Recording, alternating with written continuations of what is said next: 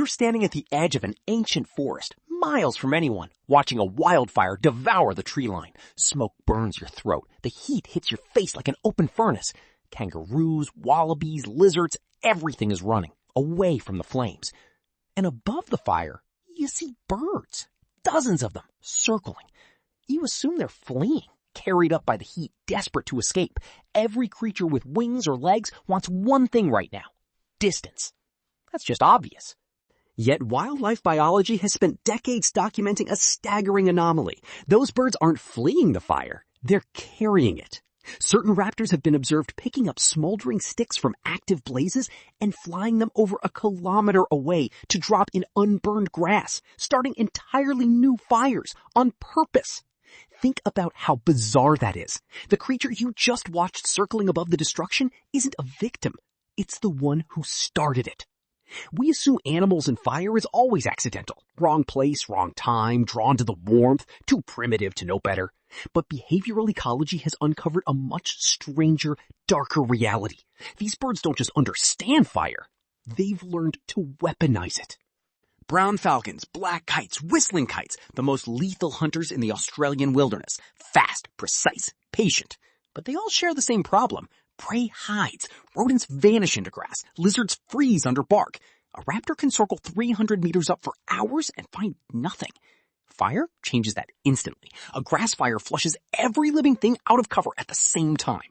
Rodents bolt, lizards sprint, insects explode from the soil. The raptors are already waiting at the fire front. The fire doesn't compete with the bird, it hunts for it. But benefiting from fire is one thing. What researchers documented in Australia's Northern Territory, what Aboriginal peoples had described for thousands of years before Western science arrived, is something else entirely. These birds weren't just following fires, they were extending them. Ornithologists Mark Bonta and Robert Gosford documented it directly. A raptor gripping a smoldering stick, flying it across a firebreak, dropping it in unburned grass. New fire ignites, fresh prey flushes, the bird feeds. Multiple birds, coordinated, spreading the fire in different directions simultaneously, dividing the hunt like a strategy. Aboriginal Australians have lived on this land for over 60,000 years. They have a name for these birds: firehawks. In the oral traditions of the Marlinja, the Nungabuyu, and other First Nations groups, the firehawk isn't a curiosity. It's a known ecological actor, documented, respected, passed down across generations. When Western researchers finally investigated in the early 21st century, they weren't discovering something new, they were listening to something ancient. This behavior is old enough for entire civilizations to build knowledge around it. But here's the part that should trouble you, as it does wildlife preservation experts and forest rangers. For a bird to spread fire intentionally, it can't just be reacting. It has to understand cause and effect across time. Pick up the burning stick, fly it here, drop it, wait, eat.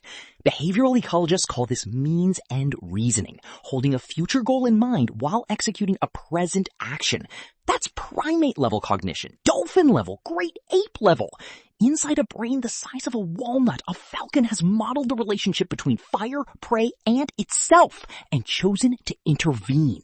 But it gets much more intense. Researchers had one question that data made unavoidable. If these birds can spread fire, can they control it? In 2016, ornithologist Bob Gosford presented compiled field observations to the Ethno-Ornithology World Atlas.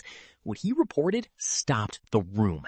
Aboriginal witnesses hadn't just described raptors spreading fire, they described them targeting firebreaks, areas deliberately cleared by land managers to stop fires from spreading.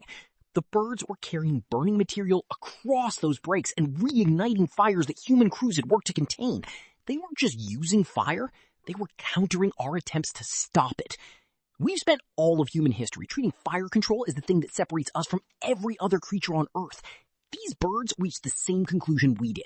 Fire isn't just a force to survive, it's a force to direct. They just got there without cities, without language, without any of it. We build our entire identity around fire. It's chapter 1 of every history book. The spark that started civilization. Cooking, warmth, metallurgy, everything. We treat it as the line between us and every other creature that ever lived. But to a brown falcon riding a thermal above a burning savanna, that story has a footnote we never included. The cognitive leap we call uniquely human, understanding that fire can be moved, directed, weaponized, was already written into a bird's behavior millions of years before we arrived. The next time you see a wildfire on the news and the camera pans to birds circling in the smoke, you're not looking at victims. You're not looking at scavengers. You're looking at the original fire starters. That sky above the fire, thick with smoke and circling wings, was never chaos. It was a hunt. Deliberate, coordinated, older than human memory. We've spent thousands of years staring into fire, seeing the reflection of our own uniqueness. But the firehawk was already there, long before the first human hand struck the first spark.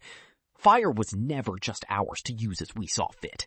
And this is just a grim reminder that not all birds are pets. Some are just serial arsonists with a love for chaos, blood, and fire. Like and subscribe, and I'll see you in the next.